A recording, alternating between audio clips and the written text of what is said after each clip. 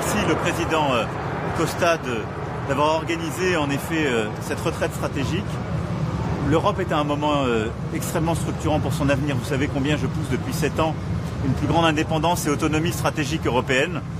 Et je crois que, aussi vrai que l'épidémie de Covid, que l'agression russe en Ukraine avaient été des moments de réveil, ce qui se passe aujourd'hui en ce moment même en Ukraine, ce qui se passe avec aussi les choix, les déclarations américaines de la nouvelle administration du président Trump, eh bien, pousse les Européens à être plus unis, plus actifs pour répondre à leurs sujets de sécurité collective, c'est-à-dire pas de réponse sur la sécurité de l'Europe sans les Européens, pour aller plus loin sur leur industrie de défense, leur base industrielle et technologique de défense, assumer d'investir davantage et d'avoir une préférence européenne, et puis sur les sujets économiques et commerciaux pour porter là aussi un réveil stratégique européen. C'est celui que la France défend, qu'on continuera d'accompagner et pour lequel nous sommes venus débattre aujourd'hui. L'idée, le décider, maintenant c'est un plan d'action. Tous les constats ont été faits, les rapports ont été faits, on a déjà tout dit. Comment l'Europe produit davantage pour elle-même, comment l'Europe assume d'investir davantage sur son avenir. Et c'est en décidant d'acheter, de préférer les achats européens qu'elle sera plus indépendante, c'est assez simple. Et donc c'est d'avoir cette volonté. On discute depuis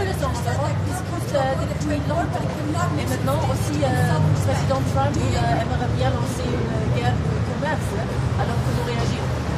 C'est simple. Nous, on pense que la priorité, elle est à cet agenda stratégique et sécurité de nos frontières.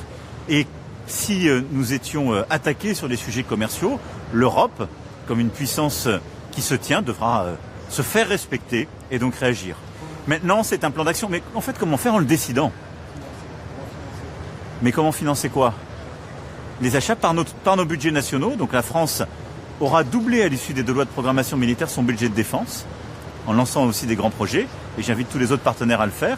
Mais nous avons aussi besoin de plus de financement européen. Et ceci vient préfigurer le prochain cadre budgétaire.